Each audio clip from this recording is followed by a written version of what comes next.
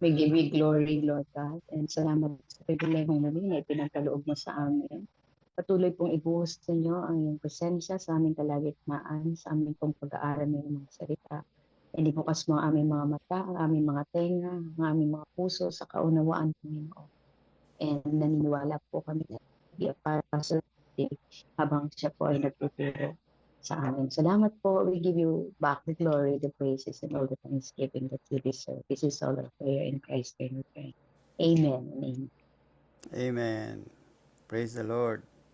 All right, so tonight is our last meeting, and we will talk about the 19th, 20th century because we're done with so many issues, okay, from the period of 6th century or 6 BC, okay, up to 1789 until 1940. Now we have discussed everything. Okay, we have discussed everything, and tonight is the last leg of our discussion. Okay, and this is our time. Okay, this is our generation. Okay, I'm sure we are familiar on what happened to from 1900 to present time. Okay, the first thing that happened in the 20th century was the beginning of changing the world religion to modern ideologies. Okay, in our time, there were so many things that happened because of what happened in the 1,800 years conflict between Christianity to other Christianity, Christianity against Muslim, and then Christianity against state. Okay, so this is the things that happened with the religion. First, Christianity against Jewish, Christianity against Christianity, and then Christianity against Islam, and then later on Christianity against empire or states. Okay, now by the turn of the 20th century, okay, because of the things that happened, okay, there is a new ideology. Okay, these are ideas only. At first, they are ideas, and then later on, these ideas became ideal and became ideology. And then this ideology became norm to many parts of the world. And there are three most important things that happened in the 20th century. Number one is nationalism. Okay, more people became nationalist or patriotic. And then another one is communism, which is very common in Eastern Europe and in Asia. Okay, communism, we know what is communism. It is a community where the people are equally receive benefits from the government. They have equal opportunity, equal, and that is very accepted, very popular among especially China, Russia, and other parts of Eastern Europe. And then in America, this is individualism. Okay, people became individualist, including religion. Okay, they don't want to express their religion in public, and they always say that this is private. That until today, okay, until today, many people do not want to express their religion publicly. Okay, and that is idealism, individualism, and this became ideologies here in our generation. Okay, and according to letter B, each of these ideologies make ultimate demands: patriotism, class struggles, and secular humanism. And all of them had their own symbols. Okay, so by the turn of the century, these are very popular symbols. Okay, as what we have here, each had its sacred symbol and ceremonies, writings, dogmas, saints, and charismatic leaders. All right, and these ideologies displace or tame the great religions making them appear marginally important. Voices of secularization forecasted that fewer people would believe in God, and the God they believe in would be less of a God. Okay, however, in reality, the world became. Okay, so this is actually what happened. So people became more secular, and then religiosity became lesser and lesser, and the religious leader became less and less powerful. Like I'm sure you are familiar with this kind of symbol. So the first symbol is the symbol of United States. Then is the symbol of the French Revolution, liberty, equality, and fraternity, brotherhood. And then the third one is the symbol of communism in Russia. And then lower right, lower left is the symbol of China, Chinese communism. And then in the middle is United Kingdom. United Kingdom has so many symbols because these are United Kingdom. The Kingdom of England, the Kingdom of Wales, the Kingdom of Northern Ireland, the Kingdom of Scotland, and then it is now United Kingdom. And another powerful during this century is the swastika, which is Nazi. And the next thing that happened in this century is the First World War. Okay, you know what's happened in First World War? It was instigated by Germany again. Actually, it was Germany. So you can see if you will study the history of the world, Germany is always on the rise. Okay, when Charlemagne became the first emperor of the Christian Roman Empire, he was a German. Okay, it was the German who always instigate to rise up and let us lead the world. So during during the First World War, it was the German and Austrian who started the First World War. And according to this World War, First World War, this war will end all other wars. This would be the last of all the wars. But after 20 years, there is another war, which is the Second World War. And during the First World War, Germany was the loser, okay, and that gives us opportunity to have the League of Nations. Okay, the League of Nations was the first to happen. It is just like before the United Nations came out in 1945, there was League of Nations. Okay, because of the First World War. And then after First World War, here comes the United Nations. So that's one. Anyway, we will not discuss that anymore because let's just like a background of what happened to Christianity. And then after World War One, after 20 years, okay, World War One happened until 1918, 1920, which coincide also with the pandemic during that period. Okay, and then after some times, 20, 30, 1940s. Okay, 1930s, 1940s, here comes the rise of Nazism. Okay, Nazism. Oh yeah, Nazism in Germany. The Nazis taught the world the meaning of totalitarianism, called it fascism. Fascist movement glorified the nation, defining it in terms of its mission and racial uniqueness. The fascist rulers permit private property and capitalist enterprise, but they tightly control them. So the power of Hitler, okay, which instigated this movement, became very popular because the intention of Hitler, okay, if you will go back to the history of Germany during that time, okay, during that time, there was economic turmoil in Germany and Austria, okay, and according to record, Adolf Hitler tried to look for the cause of economic depression in Europe. Okay, if you have other idea, you can just share it here. And they discover that all of the money in Europe are in the hand of the Jewish billionaire and millionaire. And that made him so furious against the Nazis. All right? I'm sorry, the Jewish. Okay? Well, okay, how do the Jewish people work? Even here in America, it is the Jewish people who always very progressive, very rich. They are very good in business.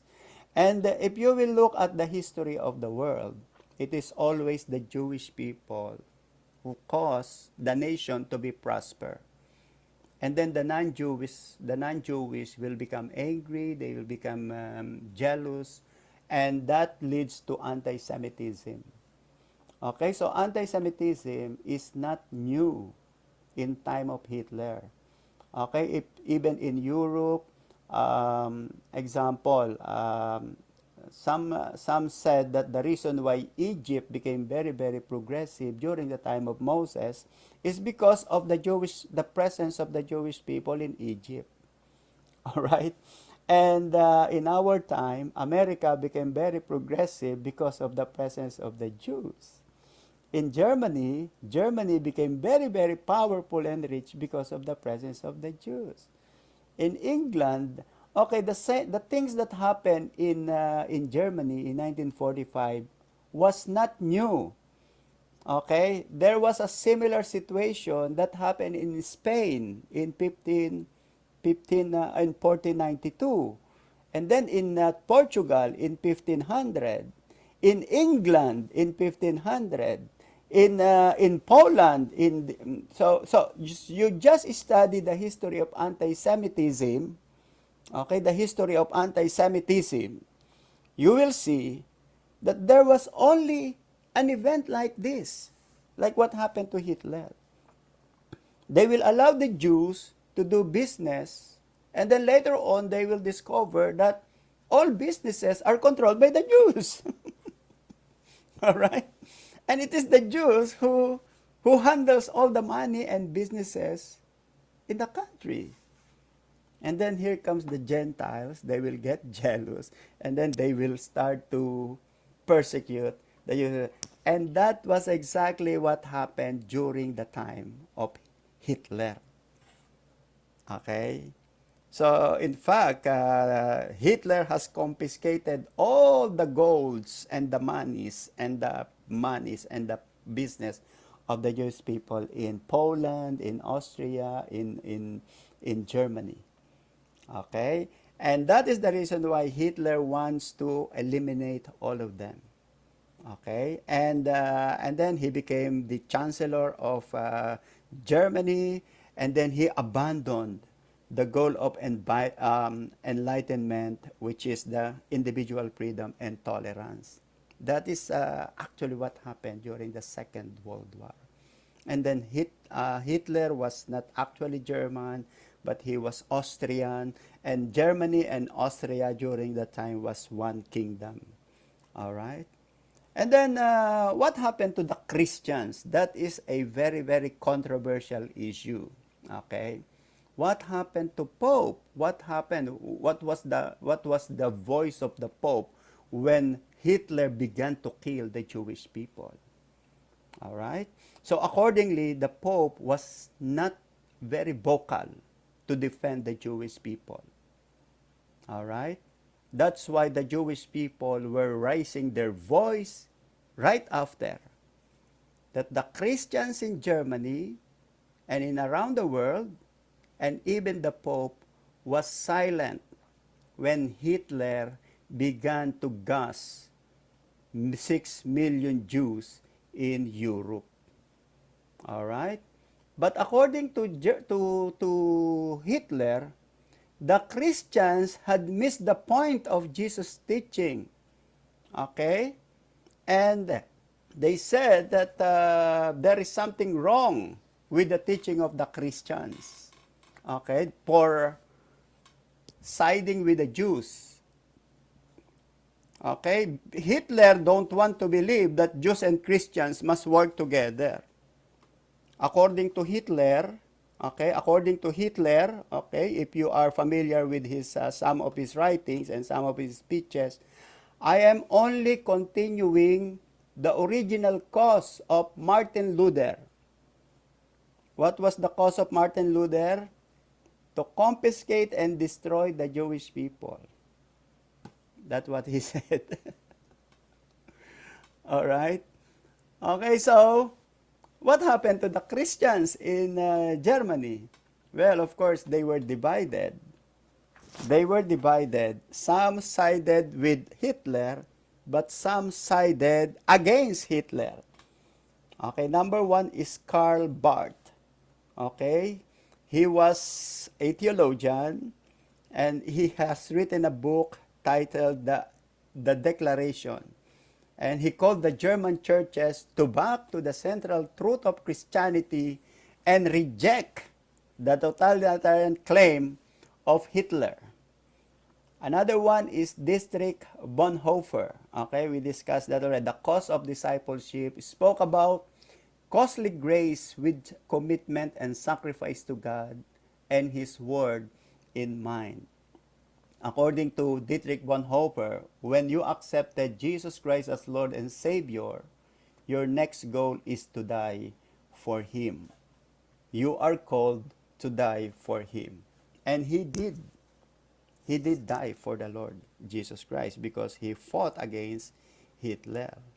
Okay, but as I have said, the religious leader, especially the Protestants, remember that Germany is a Protestant state, but many of them had sided to Hitler because according to them, they follow Romans 13 that we should obey the government.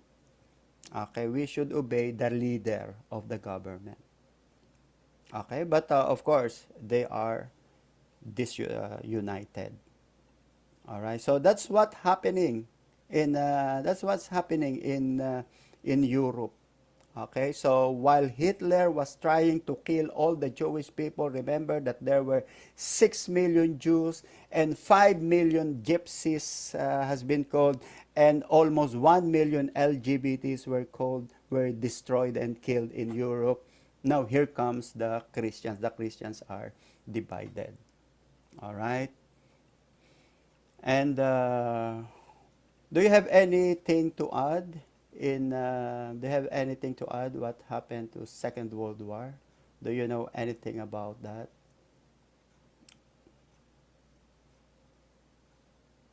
Sister Hannah, do you have anything to? Sister Hannah Twanki. All right, complete name. I was just wondering, Pastor, why is Dietrich Bonhoeffer not included in the 75 list? 65. I just remove him Oh, intentionally. okay. All Yeah, right. wasn't born that time. You know, that is this is said to be the climax. Actually, this is said to be the climax of the anti-Semitism. Okay, the climax of anti-Semitism from the beginning of the formation of the nation of Israel.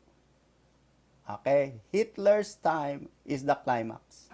Because right after Hitler, the nation of Israel was born in 1948. And according to the Jewish people, Isaiah 53 is for them. Isaiah 53 is not a messianic prophecy. That's how they understood it.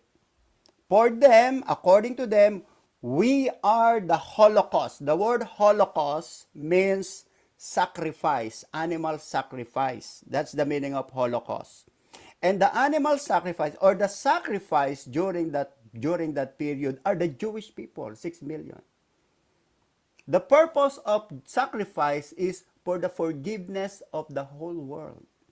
God allows the Jewish people to be gassed, to be sacrificed.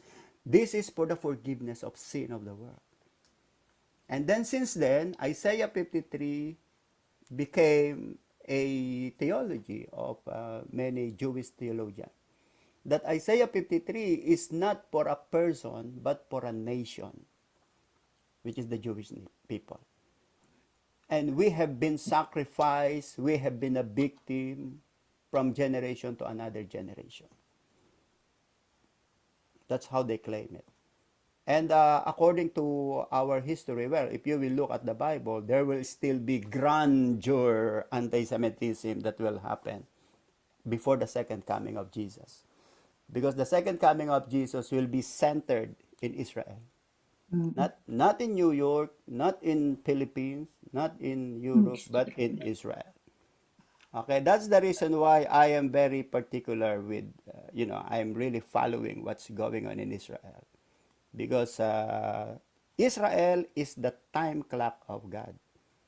Because everything started in that land, and then the climax and the final event will be culminated in that land as well. All right. So that's why you have to be watchful on what is going on in Israel now. Okay, in Israel now. Even my flight was canceled. I was supposed to go there on October, but the Delta has canceled all the flights. All remember, I was always telling, while the border is open, let's go to Israel, because time will come that the border will be closed. This is according to Matthew 24. And when the border is closed, nobody can enter. And now, do you know how much is one-way ticket going to Israel now? 6,000 US dollars. The ticket that I bought is only points, okay, because I have lots of points in Delta. Okay, actually the round trip ticket is 1,200, or sometimes from New York it's only 820, 850. Now one way is $6,000. If you want to go now, you may go. I'm not joining you. All right, so that is it. That is it. That is so again. So look at Europe, look at America, look at in Asia. There was a very very strong anti-Semitic movement against Israel.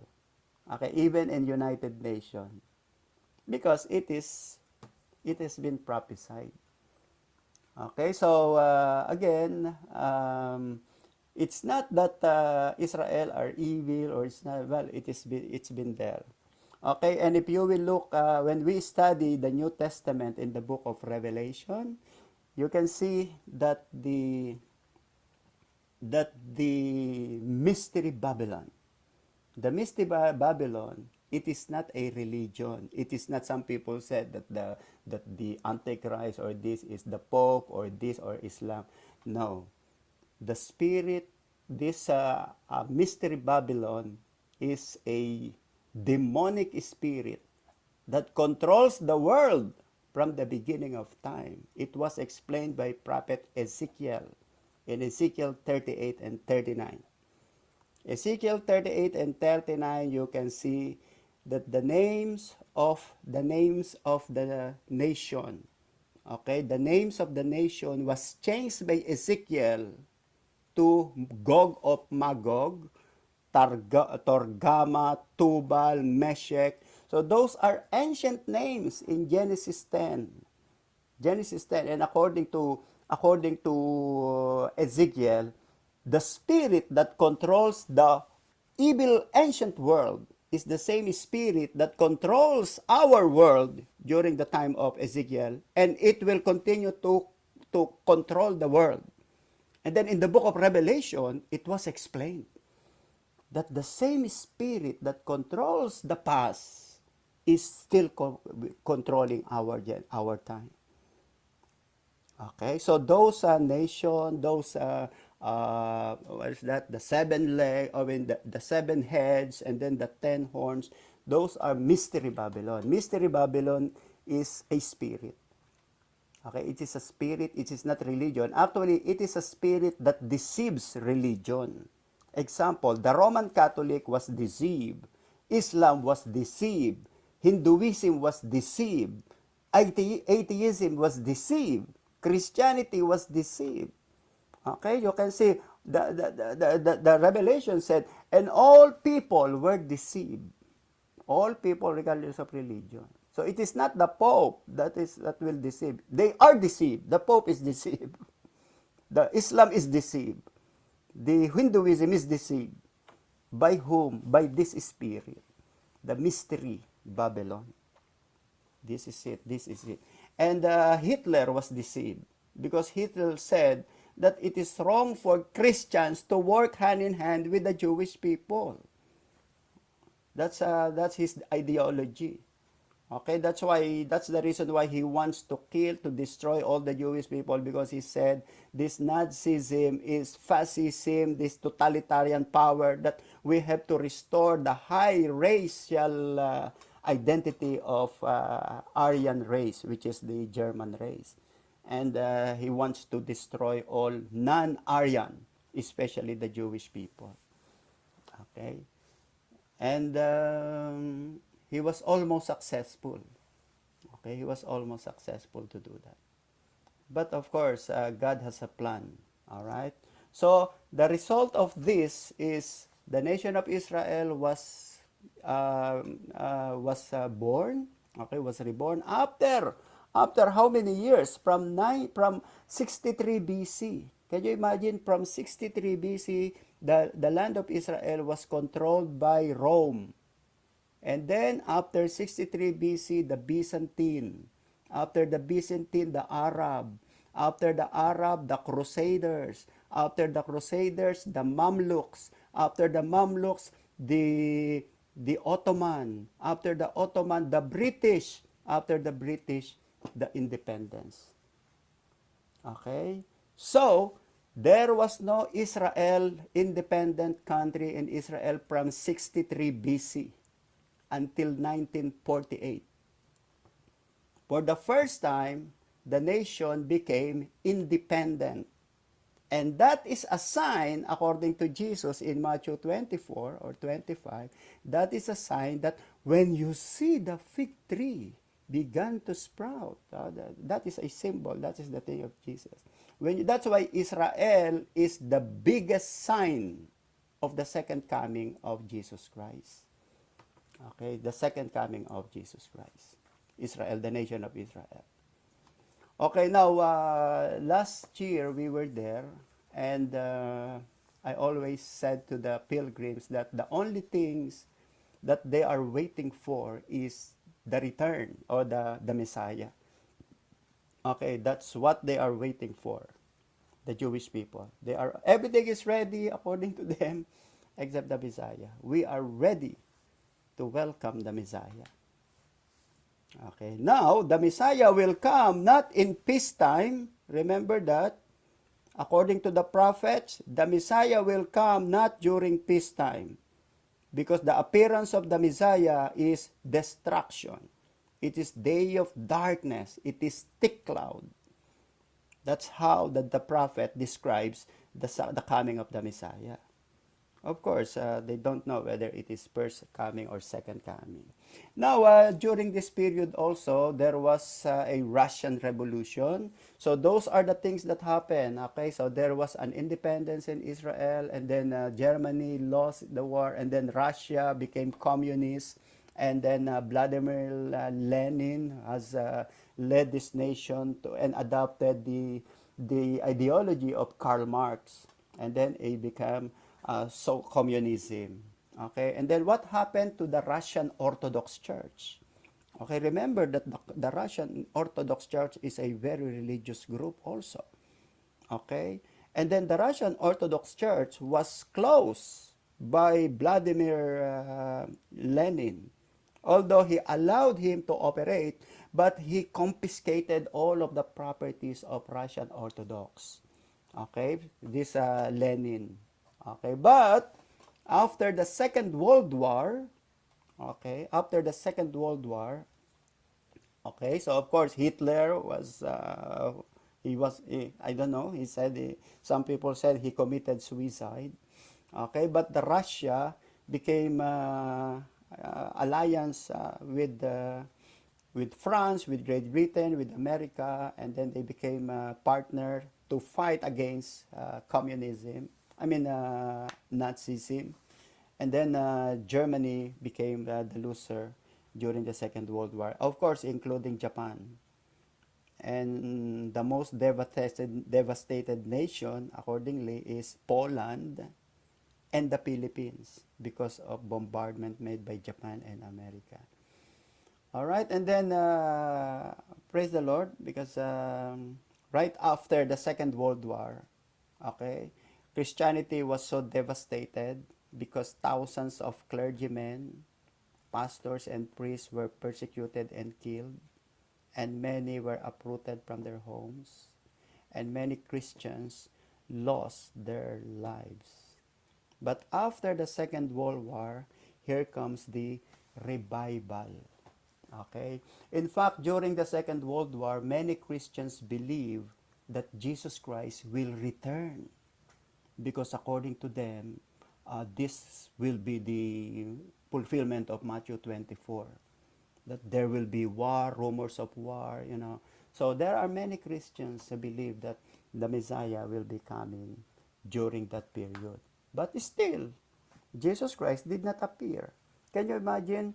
During the time of Columbus, during the time of Magellan, the Christians were already expecting that Jesus will return. That was 1500. And then after 500 years, Jesus is still here. First World War, Second World War, people are waiting, and still after pandemic, I thought Jesus Christ will return after pandemic, and still we are waiting. I'm very much expectant that Jesus will return during pandemic. That's why we studied the book of Revelation for 1 year. For 1 year, we studied the book of Revelation every week, verse per verse, because we want to, I always say, okay, let's continue reading so that when Jesus returns, he will see us studying the book of Revelation. And yet, he didn't show up. Okay? So nobody can tell. Nobody can tell. And then what happened in 1970s and 1960s and 1970s? Okay, many Christians began to read the Bible and they discovered the term born again. That's the first time, according to the history, that this born again experience has been illuminated in the mind of many Christians. Okay, so you can see that the word born again has never been written in any of the past literature. They say rebirth, rebirth, rebirth. But the experience, this what we call personal experience of born again, okay, it became very popular in 60s and 70s, especially in America.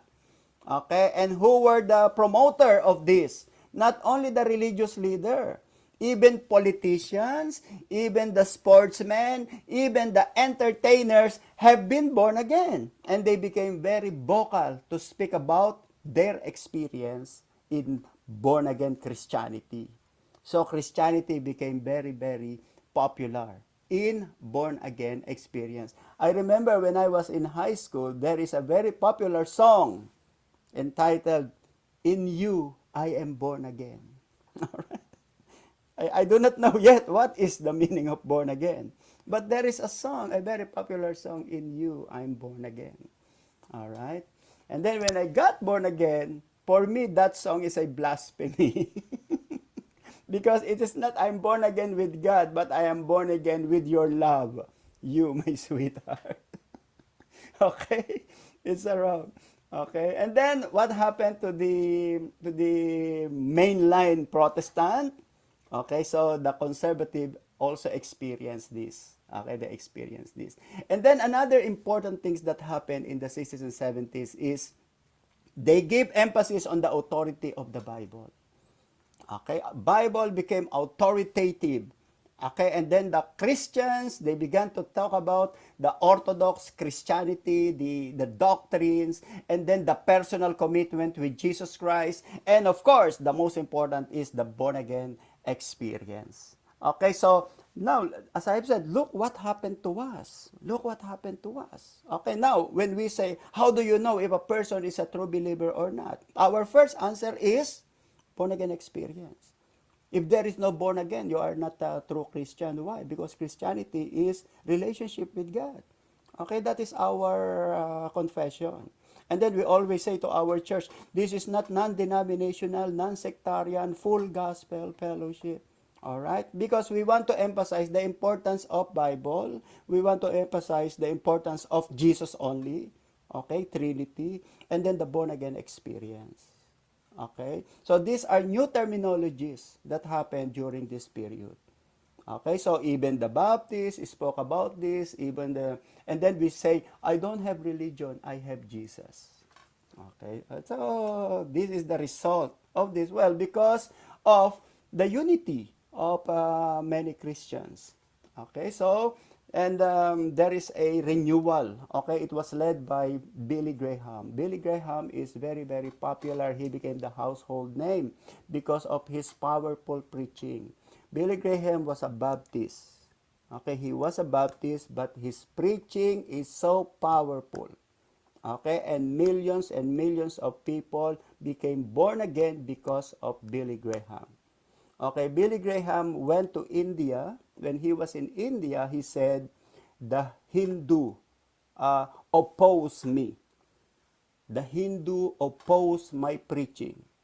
And then when he went to Buddhist country and Hindu country like Korea, like Japan, like other Asian countries, he said that the Hindu and Buddhists are opposing me, are opposing my presence. Now when he went to the Philippines, he said, the Catholic country, the Catholic leaders is opposing me. And he said, this is very unique in the Philippines. In all other countries, it is non-Christians that oppose me. But in the Philippines, it is the Christians that oppose me. The Catholic leaders. Okay, if you have his book, Just As I Am. Okay, there is a book of Billy Graham, Just As I Am. I read that in his book.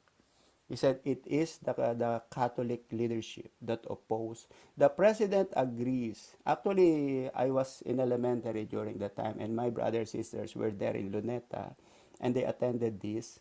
And and according to Billy Graham, the president agrees.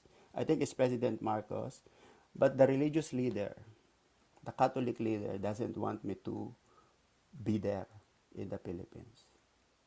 That is sad to hear, right? But he was able to bring the crusades in Luneta, in Luneta. Okay, and he used radio, he used TV, and he used magazine to propagate the gospel and to promote morality and spiritual needs of the people. And then the most prominent Pentecostal denomination in United States during the time is the Assemblies of God, the Church of God in Christ, the Church of God, which is our mother church, and the Pentecostal Holiness Church. Okay, they are the biggest Pentecostal group here in United States. And I think until today, these four, Assemblies of God, Church of God in Christ, the Church of God, which is our mother church, and the Pentecostal Holiness Church, are the biggest and the most, with the most numbered outreaches all over the world. Okay. In fact, I think in Latin America there are millions and millions of Iglesia de Dios in Latin America. All right. And they were, of course, they were filled with the Holy Spirit. Okay, so there is an emphasis on the presence of the Holy Spirit amongst the Pentecostal group. And another important for Pentecostal experience is the baptism of the Holy Spirit. Okay, the Holy Spirit speaking in tongue, which is not true 100 years prior. Example, during the time of Martin Luther, during the time of John Knox, during the time of Jonathan Edwards, okay, there was no speaking in tongue issues. But here in 1960s, 70s, there was so much emphasis on the presence of the Holy Spirit, the baptism in the Holy Spirit, the authority of the, and accordingly, these are signs of the second coming of Jesus Christ. These are signs of the second coming of Jesus. It is just like God restore everything, and the restoration of the church has been completed, almost complete, in the 60s, 70s, when the Holy Spirit poured out His power among the people, and the baptism of the Holy Spirit has been experienced by many people, in not only in America but all over the world. Okay, all over the world, even the people in Latin America, the people in Asia, the people in Africa had experienced the power of the Holy Spirit. All right, and it happened only in our generation. It is here in our generation. Okay, so according to our material letter, the America was dotted with charismatic prayer groups composed mostly of members of mainline Protestant churches. Okay, so although there were so many active groups, Christianity became phenomenon in America. I don't know if you have seen the movie Christian Revolution. Okay, the Christ Revolution, which is a movie, I think 2 years ago. Okay, in the 1970s, there is so much conversion, water baptism, Holy Spirit baptism that happened here in America during the time of hippies, hippie. All right. So while there is the devil is doing something, Christians are also doing something. All right. Oh, yeah. Okay. American society was still plagued by crime. Okay. There's crime, but there is a boom of religion. And then another very important things that happened during this period is what we call ecumenical service. Ecumenical means all denomination became united. There is no more division among the Pentecostal, among the Baptist, among the Calvary Chapel. Okay, yeah, that's a movie. Okay, so there is no more division. So the Christians had tried their best. How can we be united? Okay, we want to be united so that we can be a good witness to the world. Okay, because if we are disunited, how can we be a good witness to the world? Okay, so they began to work with each other, and they began to create a national and worldwide council of the churches everywhere in the world. All right, so, okay, I don't know why Charles Brent is here. Do you know Brent School in the Philippines? Okay, this is very expensive school in the Philippines. It was built in 1902, I think, by Charles Brent, a Canadian Anglican who served as a missionary to the Philippines. He had a passionate zeal to unify the churches in the Philippines and in Asia based on the love of Christ. And accordingly, he was very successful for that. Okay? Because when the Protestant came to the Philippines, they were united. That's the question. Do you know when the Protestant went to the Philippines in 1901? Actually, they came to the Philippines 1898.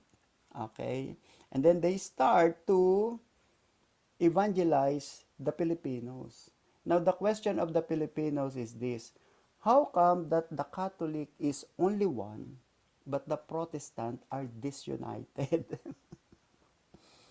So, if Protestant is the true Christian, why you are disunited?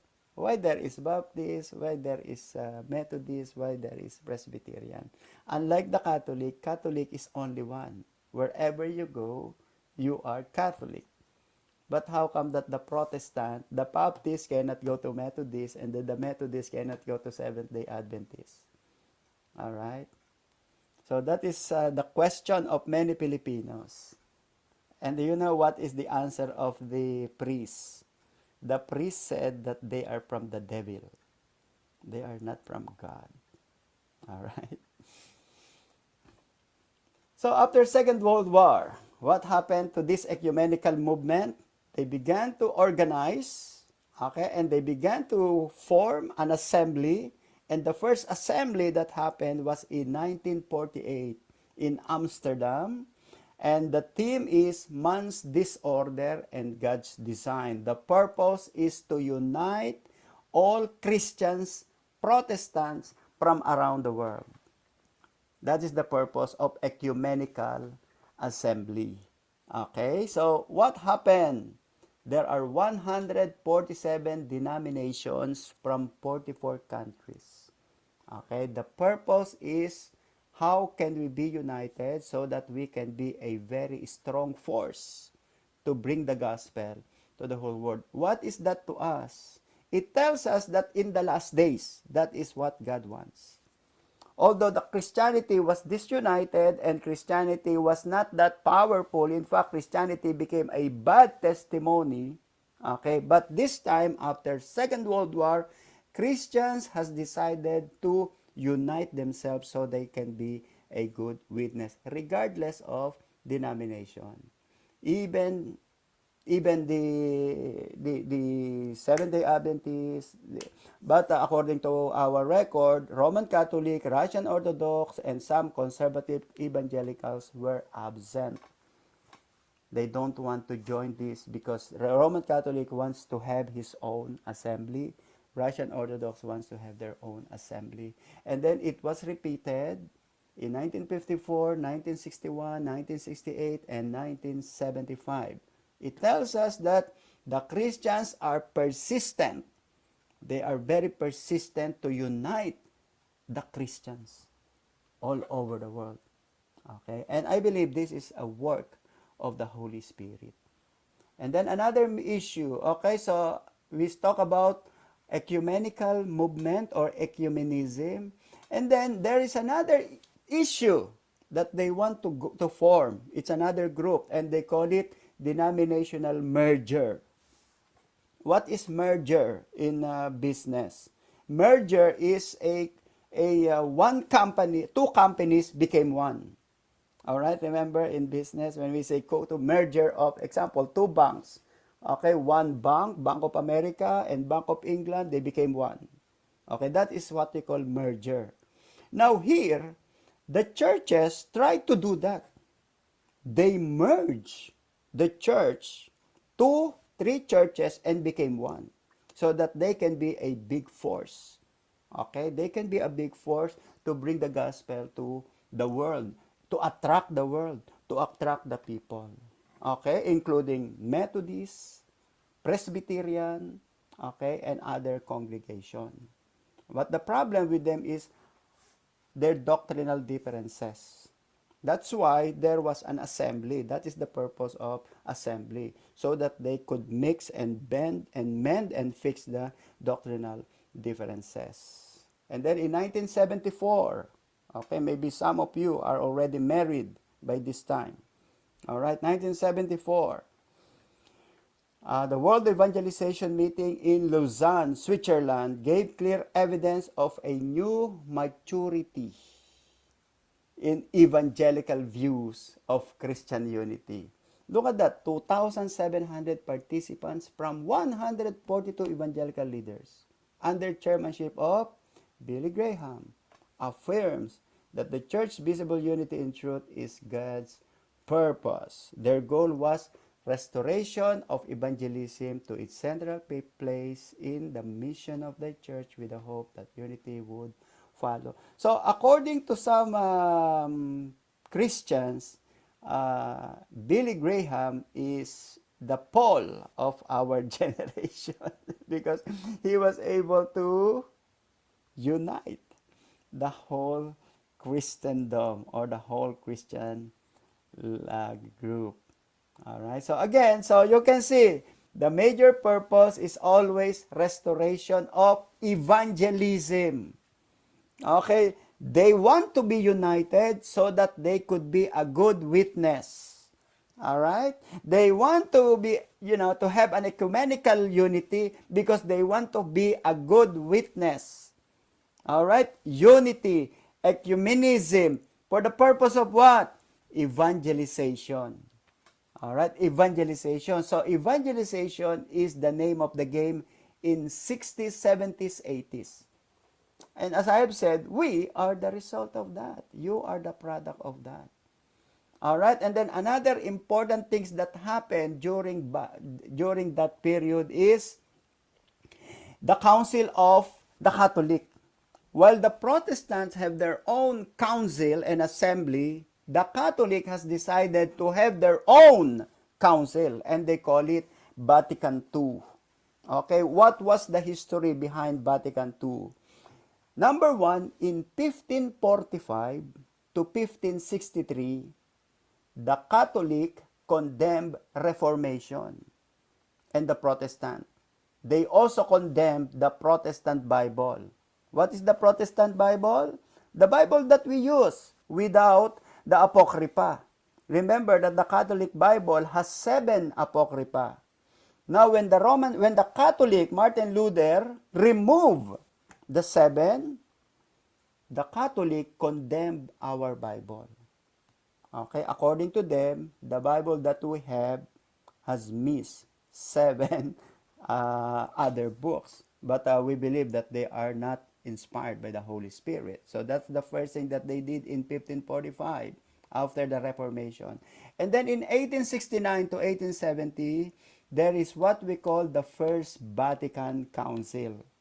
Okay, the First Vatican Council clarifies Catholic doctrine in response to the rising influence of the modern philosophical trend in the 19th century. So they began to review their teachings. Okay, they began to review their teachings. And then in 1962 until 1965, there is what we call Vatican II. And this Vatican II is very, very important because for the first time, they called the Protestant our lost brethren. They said we should not promote fighting. We have to promote unity with the Protestant. So they welcomed the Protestant. Remember that the Protestant are close to the Catholic.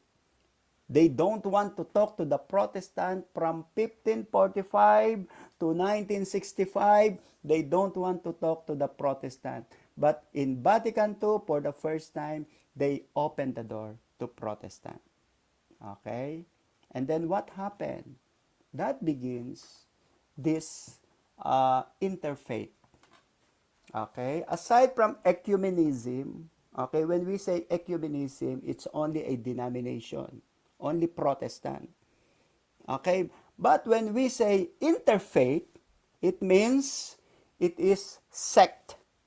Okay? Like the Protestant, the Roman Catholic, the Greek Orthodox, the Russian Orthodox, and even Islam, they can talk together now and talk about unity for the sake of one God.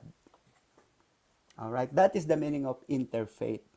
Okay, so you are opening the door to all religion, even to the Jewish people, to the Muslim, to the non-Catholic, Protestant, and Greek Orthodox. Interfaith. But ecumenism or ecumenical is between the denominational only. Like Baptist, Presbyterian, all Protestant denomination. So Rome must not seek to maintain its authority by weapons of repression and must rule with the medicine of mercy rather than with severity. The purpose of the council was to enable the church to bring herself up to date. Okay? And one thing that happened in Roman Catholic is that they lost lots of members because many of the members of Roman Catholic became Protestant. Imagine, because of the revival in the 1970s and 1980s, especially in 1960s.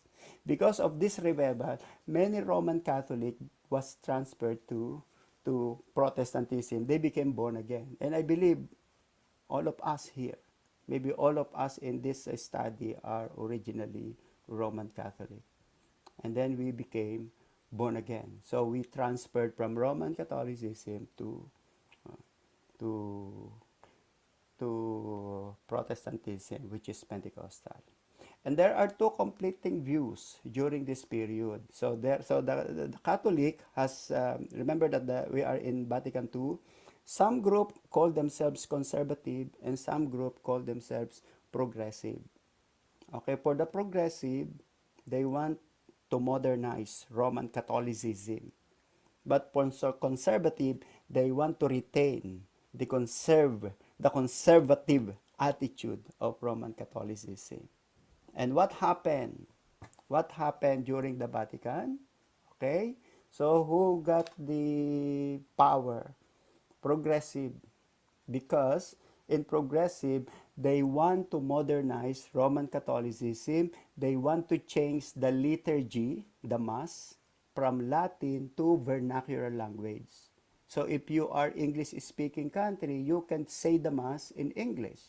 If you are a Spanish speaking country, you can say the mass in Spanish. If you are Filipino, you can say the mass in Filipino. Unlike before, the mass should be said in Latin. That's why the people didn't understand what is the Latin, what is mass all about. So that is progressive. Okay, that's why you will notice maybe some of you have still I remember when I was still young, okay? I still hear the Latin mass. But I'm not that old, huh? I still remember. Okay, but later on you can see that the mass is no longer in Latin. The mass is now is in English or in your own local language. So that is the result of Vatican II. And then another one is they opened the door to the Protestant. Okay, the interfaith and the ecumenism, they began to become more closer and become more open. Okay, unlike before, that only Catholic to other Catholic, no other religion. Okay, so the final form of Vatican II turned the face of Roman Catholicism toward the world, not in anger but in concern. The Mass and prayer are being said aloud in language of people instead of Latin. Vatican II raised the hopes of progressiveness. But they soon found that in spite of all fine words of the council, little change in the practice. Many opinions says that the Pope should no longer act as though he were outside the church or above the church. Okay, so another important things that happened in Vatican is the infallibility of the Pope. Okay, remember that in 1862, they claimed that the Pope is infallible. What's the infallible? It means the Pope never commit mistakes. That's the pronouncement in 1862 and what's that? 1862? Oh, yeah, 1869 and 1870. Okay, they said that the Pope never committed mistakes. But here, in 1962, okay, in 1962 to 1965, they began to change that. Okay, that's why the Pope never claimed that the modern Pope never claimed that they are infallible. They said, we committed mistake also. In fact, I always forget what I am doing. Okay, there are many popes in modern time now. All right, now another important things that happen in our time is the crisis of identity. Okay, crisis of identity this is about Roman Catholic priests and nuns. Okay, they began to question their vocation. Okay, and that is also true to many pastors. Many pastors and many priests in Roman Catholic and many pastors in Protestant began to stop pastoring the church. Okay, and it is because of secularism and because of the pressure in ministry. All right. I don't know, for some of you who are pastors, maybe Brother Jess, you are experiencing it. And Pastor Amado, you are also experiencing it. That there is so much, Pastor Lloyd also, and even myself, there is so much demand from the people. You are not only pastor. You should also be a CEO. You should also be the teacher. You should also be the prophet. And you should also be you should, they are, they are expecting that you will do everything. Okay? They are expecting that you will do everything. And that is the pressure in our time, so that many pastors and many priests began to resign from the ministry. In fact, in America, the survey said, Barna Group of Companies said, after 5 years, almost 80% of pastors in America began to resign because of so much pressure, not only from the world, but from the congregation and from the society.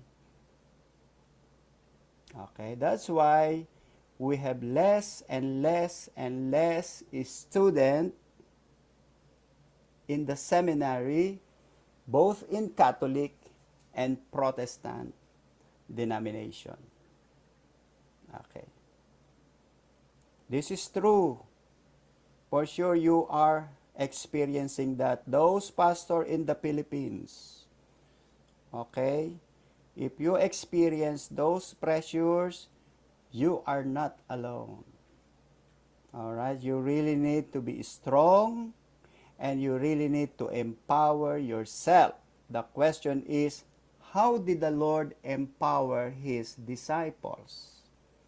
Okay, have you noticed that there are many pastors who are there, and then later on you will not see them anymore? And then later on, when they feel again to be pastor, they will show up again. Okay, because of the pressure in our generation. So this is now, we are now in the ending part of our history. Okay, that's why Jesus Christ, in the last days, many people will deny, many people will become disobedient, many people will become self-righteous. Okay, that's why don't be a victim of that prophecy. You need to be strong. And how did the Lord empower His people? He teaches them. So Jesus Christ didn't give them abracadabra, I'll give you the power. Okay? By teaching and teaching and teaching and teaching, the disciples were empowered. That's the secret. Okay, that's why we should not stop learning, because learning is empowerment. Okay, learning is empowerment. Okay, because if you will stop learning and you continue teaching, time will come that you will be burned out. Okay, and that is normal to some lazy pastors. Okay, you will really be burned out. Okay, but if you will continue to learn, study, you will not experience that, because you will continue to receive the anointing oil from the Lord through empowerment. Through empowerment. Okay. So as I have said, that is true according to Barna Group of Company. So much pressure among the pastors and leaders in America, and the result is resignation. Every 5 years, new graduates will be pastor. After 5 years, they will resign, and then they will look for another job because of so much pressure. And that is crisis of identity. Why am I doing this? Why? Because they do not know the purpose of their lives. We have to know what is the purpose of our lives, why we are there. Okay, always remember your calling, why you are there. Okay, so now here is America again. Let's continue. According to our these last days, there is decline and reconstruction. So there is a decline among the commitment of many Christians. There is a decline among the commitment within the leadership. But there is also reconstruction. Okay, it is just like you sow the bad, and then you turn the bad into good. And I think this is what happened to us evangelicals. Okay? After 2 world wars, it became apparent that evangelicals were facing other enemies. Okay, what are enemies that we are facing now, contributing to a great fading or passing of vibrant Christian faith? Number one is technology. Accordingly, technology is number one of our modern enemies in our generation.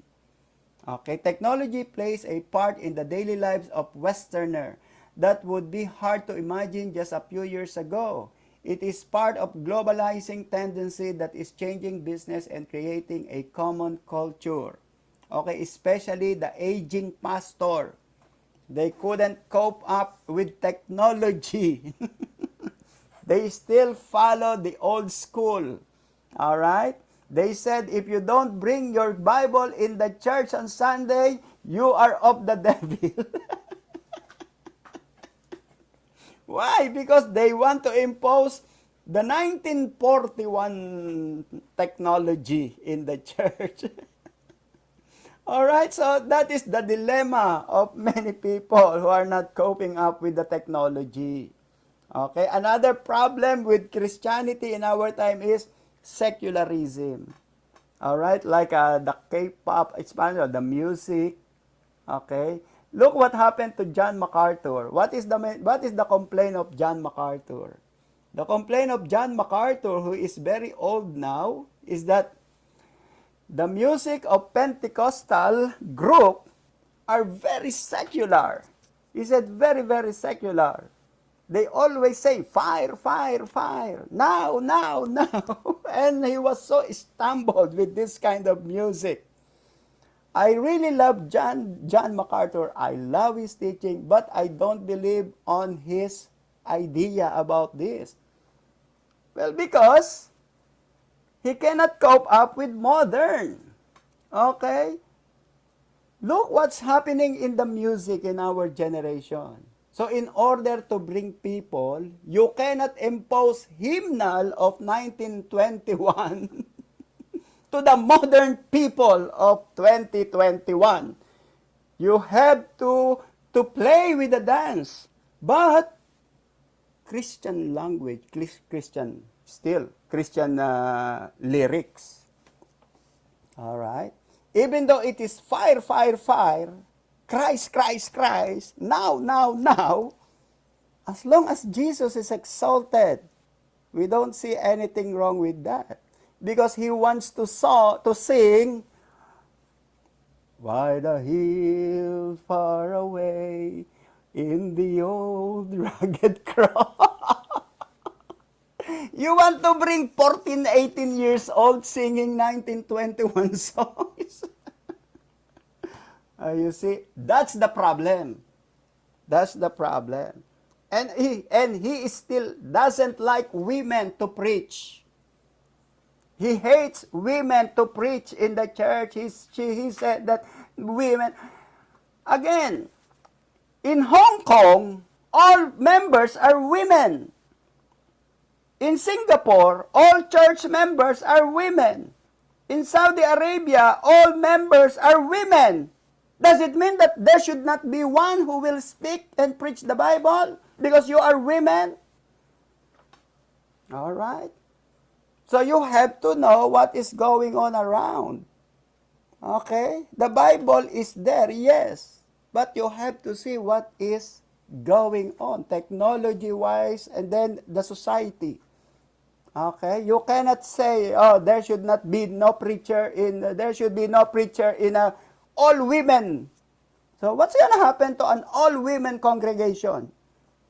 No pastor, nobody will preach because there is no man there. You see. So these are the, not mistake, but probably they have a sidetrack with this. Okay, and then the technology and then the music. And this is what happened to the wise, conservative, and look at that. The consequence of secularism to the mainline Protestant was largely negative. But for others, no.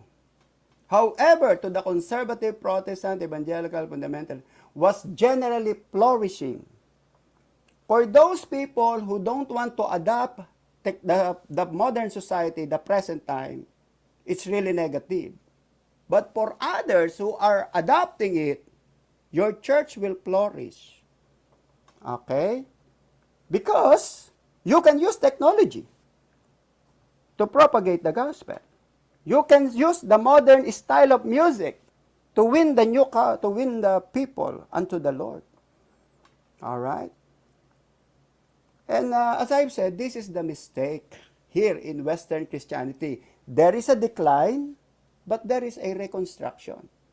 That's why if you think technology and secularism is a problem of the church, but you can use that as opportunity to bring the gospel using technology and adopting some secularism without compromising your faith. And this is what happened to some wise Protestant. That's why look what happened to Joel Osteen. Look what happened to Rick Warren. Look what happened to other preachers. They use technology and they use these things so that their church continue to thrive. We cannot judge these people because God is using them. Okay, we cannot judge Joel Osteen. We cannot judge because God used them in such a time as this. Okay? America needs, and not only America, the whole world needs to hear words of comfort. They need to hear the words of comfort like what they are preaching in our generation. We cannot expect that they will do the same like that of Dietrich Bonhoeffer or Charles Spurgeon or Billy Graham. That's their days. Our days are different. And that is the point of our study. That is the point of this, technology and secularism. All right. Because look what will happen to America or other parts of the world if nobody will broadcast the preaching. Let us say all of us will shut up our mouth and the gospel will not be heard on Sunday. All right. And yet, here are the Christians, the Protestants, they use the technology and then the secularism combine together and speak the word, preaching the gospel to many people. All right. And the last thing that we can do now is, it is in our generation that the preaching of the end time was so powerful and widespread. Okay, especially the second coming of Jesus. Never that it has been preached in the past the way we preach it in our time. Why? First of all, there was no Israel. As I have said, Israel, the birth of Israel is sign. This is the strongest sign of the second coming. 100 years ago, they never called that land Israel. They called that Palestine. But in 1948, they began to call it Israel. And then many theologians began to change their theology. This is the second coming. This is the real sign of the second coming. How do we know that Jesus Christ is? Because there are so many wars that happen in the past. Because we always hear war, rumors of wars, and then killing, and then. How do we know that the wars in our generation is different from all other wars of the past? There was no Israel during that time. First World War, there was no Israel. Second World War, there was no Israel. But if there will be Third World War in our time, that's it. Because Israel is here and alive. And Israel is the time clock of God. Okay? And that is the prophecy of Jesus. That's the prophecy of Daniel. That's the prophecy of Ezekiel. The prophecy of prophet Isaiah. This prophet has prophesied that in the last days, Israel will be there in the scene. But there was no Israel from 70 AD to 1948. There was no nation called Israel except 1948. That's why any war that may happen after 1948 is a warning. It's really a warning. That's why in our time, We do not know what's going to happen in this October 7 last year and in time.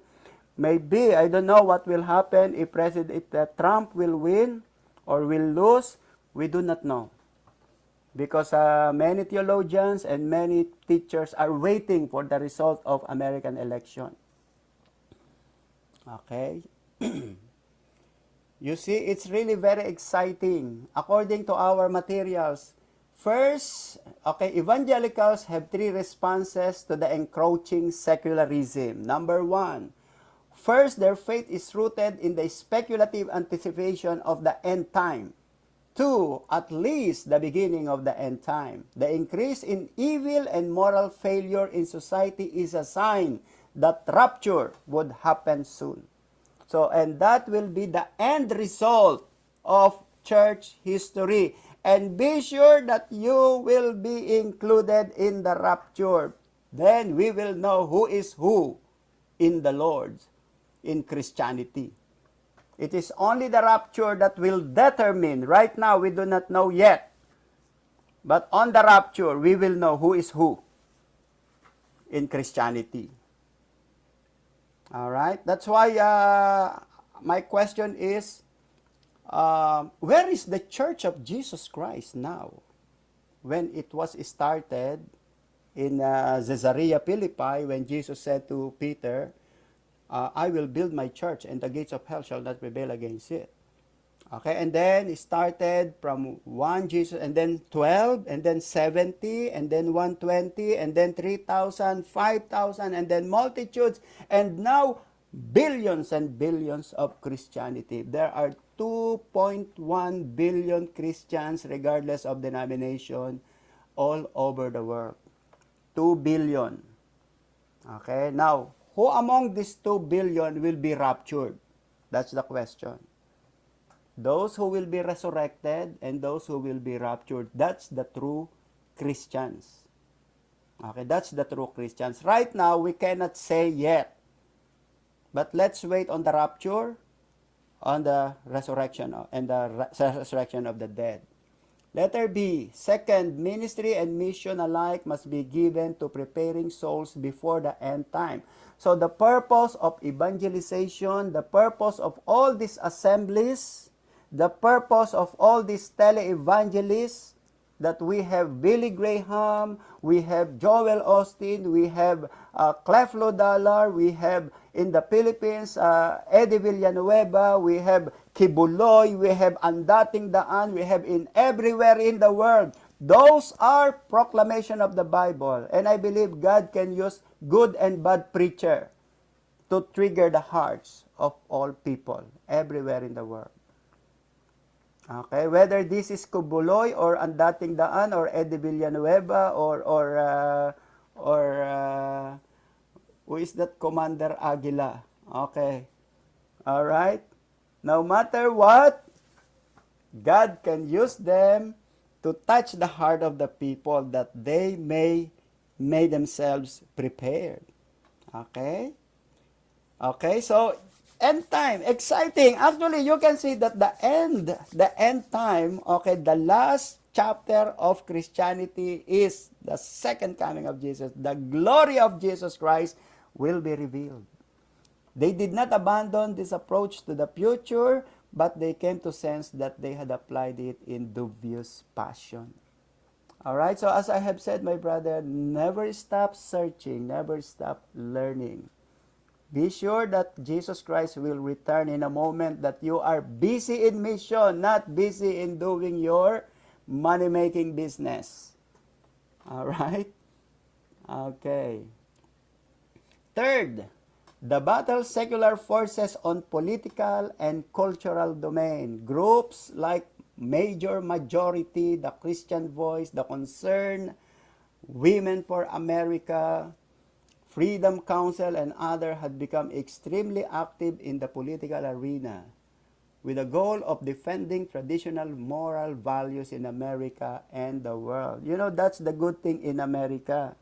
Okay, that's the good thing in America. That's why I really love in America, because there are so many passionate and powerful Christians that defend the truthfulness of the Bible. And that's the reason why God bless America. Because America has done great things for the expansion of the kingdom, for blessing many nations, for helping those who are in need. America is a giver nation, not a begging nation. It's a giving nation. That's why God is blessing America, especially for the past 100 years. For the past 100 years. So if all nations will become like the giving, oh, you will be blessed. Okay, that's why I told you it's good that in the midst of political turmoil, economic turmoil, there are Christians who rose up and preach the gospel and say, oh, let's repent. Let's repent. Let us seek God. All right?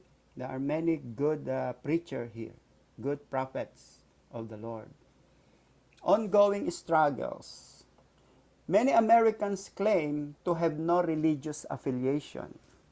Conservative Christians have lost ground on the initiative that targeted in abortion, homosexual rights, and feminism.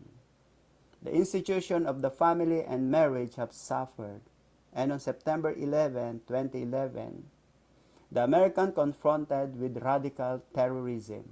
President Bush declared war on the terrorists. See, the rise of the radical Islam has changed the religious landscape across the globe, and many Arab countries are now radicalized. Today, both Christians and the Arab world are suffering.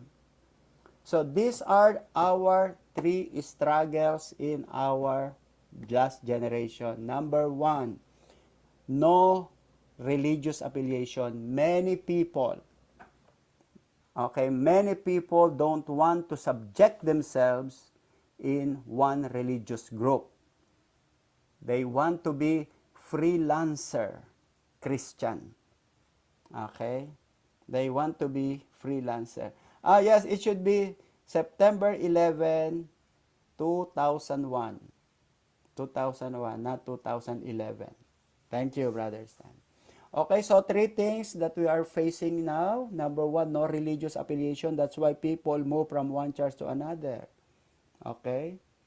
So sometimes they will come to your church and then afterwards they will move to another church. They move to other church. They go to other church. That's our struggle now. So sometimes we have many visitors and then next week half of the members are not in the church. Sometimes you will celebrate your anniversary with full pack and then the following day less than half will come. And so disappointing, right? Why? Because there is no religious affiliation. People do not want to commit themselves to church and to the Lord. Number two, family and marriage suffering. So many divorce, so many people, single mother, single father. Okay, and then the absence of father or the absence of mother. You see, so these are another problem because of migration. And then number three, so remember that migration, let's just say the kids they don't have parents. They will just grow whatever they want to have. Okay, the parents will send money, so just to compensate their absence. And then number three is the rise of terrorism. All right, terrorism. Okay, the devil is using other religion to terrorize many people. Okay, and that is the truth. That's the reality. So the church, another thing is the church has to face a new wave of immigration to different parts of the world. All right, immigrants from Asia, Middle East, Africa, Latin America has accelerated racial diversity. And certain churches in the Pentecostal tradition, the non-denominational Silker and conservative denomination will continue to grow. And then the last letter E, this new norm had emerged and became signal of change in the understanding of Christianity for the future of the West. Now the question is, how should we face all these things in our time? Okay, that's why The first thing, the most important thing for you, my brother and sister, is to focus yourself on relevant things. What are the relevant things? Don't focus on irrelevant. Okay? What are the most relevant thing as far as God is concerned? All right? I believe you have things in your mind. What are the relevant in our generation? Do you know what happened to the to the do you know what happened to the 10 virgins? Okay, let's use that parable before we close our discussion. During the parable of the 10 virgins, all of them are believers. Okay, then according to Jesus, according to this passage, 50% are wise and 50% are unwise. All of them knew that the groom is coming. All of them knew that the groom is coming at night. Only that they don't know what time at night. That's the reason why they brought a torch. The others brought additional things, oil, but the others did not. Okay, what did they do, the others? Instead of buying oil, they bought, although the Bible didn't see it, but in some illustration, they said they bought jewelries and fashionable dress because they're gonna attend the wedding. They want to impress the king by their outward appearance, not by the oil. Okay? So, if we will put that together in our generation, all of us are waiting. Okay? But according to passage, some will not make it because they don't know how to prepare. Be prepared, but how? How do you know that you are prepared? That's why we need the Holy Spirit, the oil there. The emphasis of the parable is the oil, the presence of oil, because all of us has torch. All of us has torch. Okay, we do not know what time is the bridegroom come. But we have the torch, but some with oil, but some are without oil. The oil is the Holy Spirit. You know what? When Simeon saw the baby Jesus Christ being offered at the temple, he was led by the Holy Spirit that he may know that this baby is the Messiah. All right? So the Holy Spirit is very important. Okay, the oil represents Holy Spirit. Mary was anointed by the Holy Spirit. Elizabeth was born by the Holy Spirit. John the Baptist was by the Holy Spirit. And in the Gospel of Acts, the Holy Spirit is very prominent. The reason why the church has thrived because of the Holy Spirit. And I believe even in our generation, we will be able to meet the Lord because of the Holy Spirit. Because it is the Holy Spirit who will lead us in order to make it in the second coming. That is my view, that is my belief, because that is what I have learned from the Bible. Okay, so again, where is the Church of Jesus Christ? Well, everywhere you can find. But on the day of rapture, we will know who is who. All right, we will know.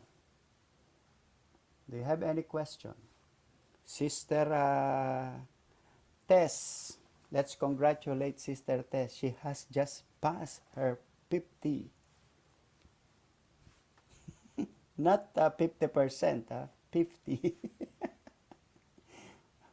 50 papers. Okay, what is your comment? I'm supposed not to have our class today, but you said, no, let's continue, Pastor, let's continue. Si Sister Tess ang sisihin natin. That's why we are here still. All right, do you have any comment? Any other thing that you want to add? You want to clarify before we close?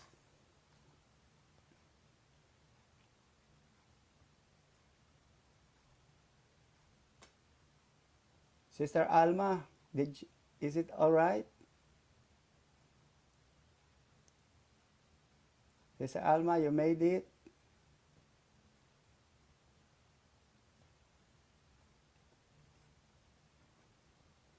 You made it?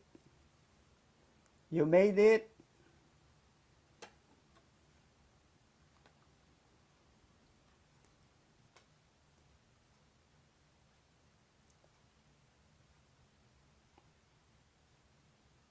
I have a question, Pastor.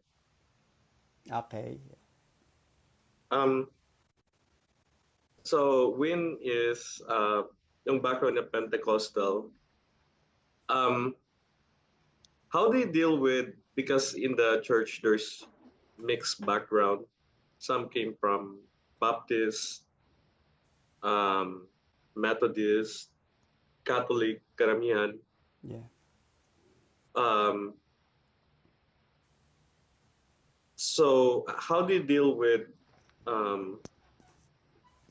this multiple backgrounds, and sometimes they, some don't believe in tongues, for example. Very good.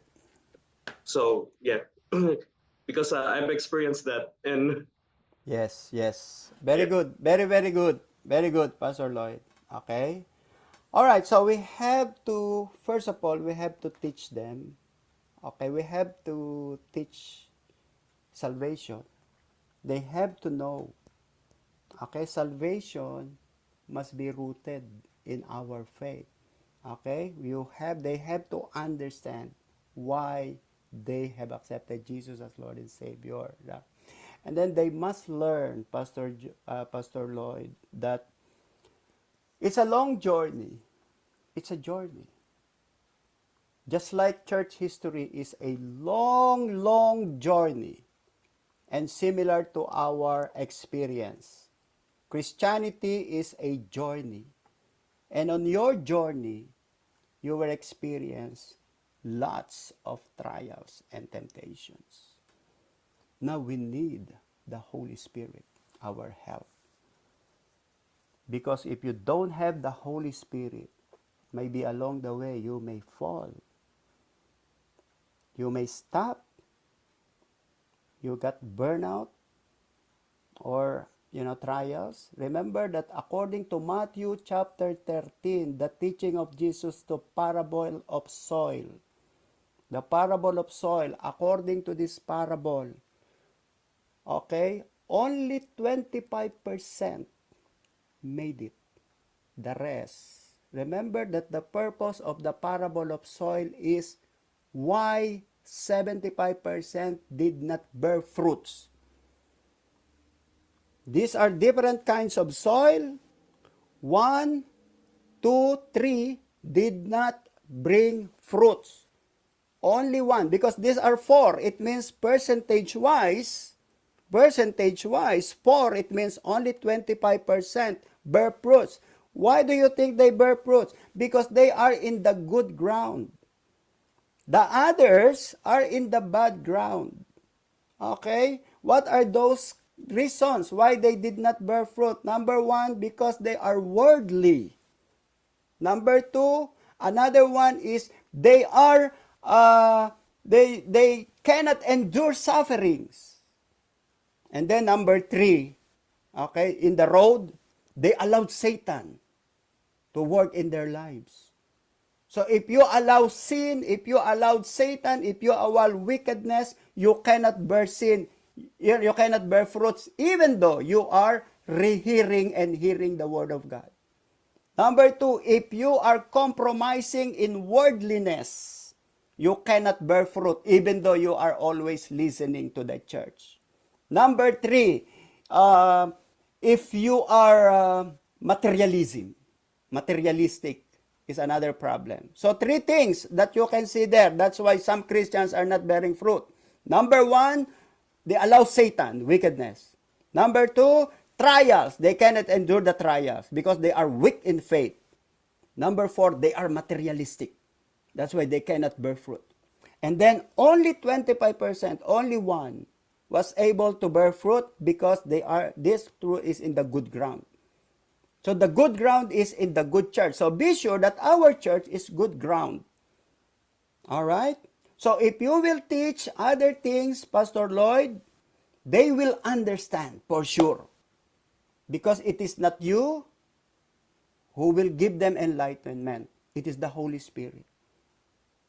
Be sure that your teaching is anointed, because the anointing comes from below.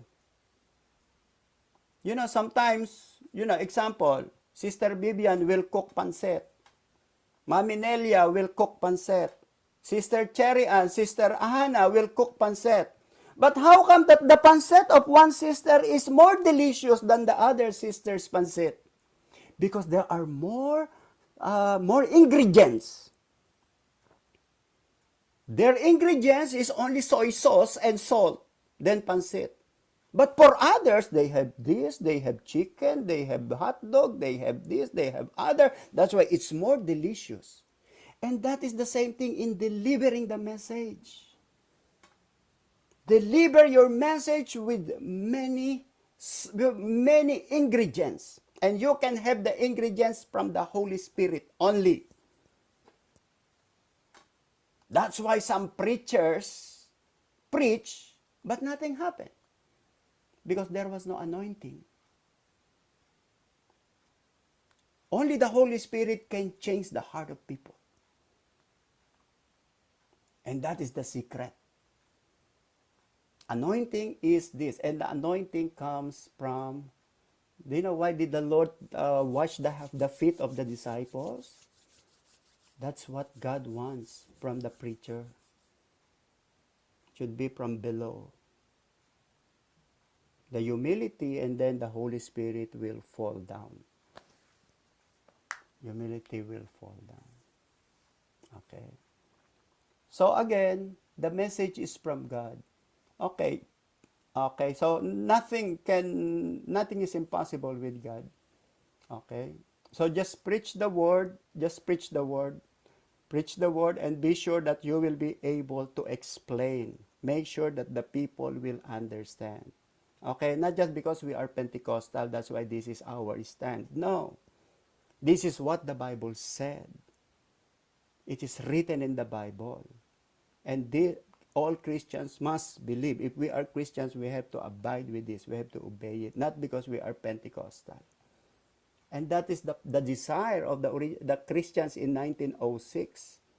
They said, Lord, it is written in the Bible. It is written, and this is what we believe. We want this. We want this. So, regardless of denomination, can you imagine the Catholic, the Baptist, the Protestant, they received the baptism of the Holy Spirit in Azusa in 1906 because they claimed what was written in the Bible. Okay, and then that's the only time that they call themselves Pentecostal because they experienced the Pentecostal. All right.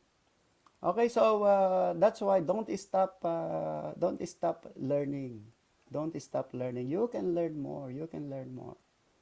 All right, and because you are not stop feeding.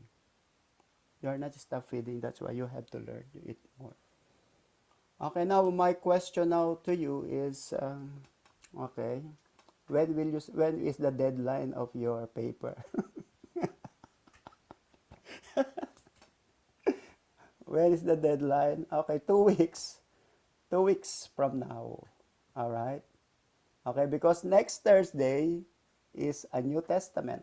Okay, it's now a New Testament. So we have no more class next week. But if you want, you can join the New Testament survey. Okay. If you have done with this, okay, you can join for free. Okay, you are free to join the Whistle class if you are done with the Old Testament. All right, so that ends our discussion, and congratulations. But you have to submit first your paper. Pastor Lloyd, Sister Vivian, Sister Sally, Sister Hannah, and Sister Precious, and Brother Odi, Sister Tess. I don't remember the names of all or the graduating. Okay, your candidates for graduation, and we will see you on December. Okay, December 29, 2024 will be the graduation day in the Philippines with our students from what's the name of the church? Blessed Word of Blessed Word Blessed Word International Church, Church. International Church. Okay, it will be done in Imus, Cavite, right? Imus, Cavite. And then hopefully by next year, January or February, will be done in Texas with Pastor Lloyd. Sister Hannah, you can join there in Texas with some other students. We have students from New York. I think we have 3 graduating also from New York. Okay, New York, California, Texas. I don't know, maybe some from Germany and from Israel if they will have their visa from Israel. Some people from Israel wants to do the graduation here. Okay, we will send them letter of invitation. All right. Okay, so any other question? None? All right, praise the Lord. You see, you did it. Praise the Lord. We made it, right? 8 weeks. Thank 8 you, Pastor weeks. Ferdy. Praise the Yes. Lord. Okay. Thank Thank you po. Hallelujah. Yeah po, thank you po. Sige, let's close. Let me close. Hallelujah. Father, we thank you. We thank you, Lord God, for this discussion. Thank you for all the blessing that we have received from you. Thank you for calling us, and thank you for teaching us and preparing our hearts, oh God, especially for the soon and coming soon of Jesus Christ's return, oh God. Lord, I pray, Lord, that on your return you will find us faithful, serving you day and night, oh Lord. I pray, Lord, that you will help us to be more strong in our faith, to be more active, and to be more aggressive in our mission. Lord, help us even in our weaknesses. Strengthen, Lord, our faith, and strengthen us in all of our weaknesses. Lord, thank you for tonight, and thank you for these past 2 months of discussion and study. We give you honor and praises. This is our prayer. In Jesus' name. Amen. Amen. Thank you, Pastor Freddy. All right, let's have one picture taking for the last time already. Open your camera. Love Lane, Joy, and another iPhone. All right. Ready? I think they are absent. 1, 2, 3. Yes. All right. Praise the Thank you po. Lord. Good night all. Thank you, Pastor Pastor Ferdy. Freddy. Okay, good night. Good Good night. night, everyone.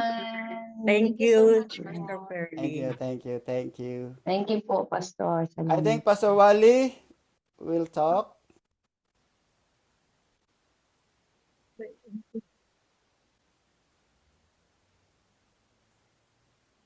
Pastor.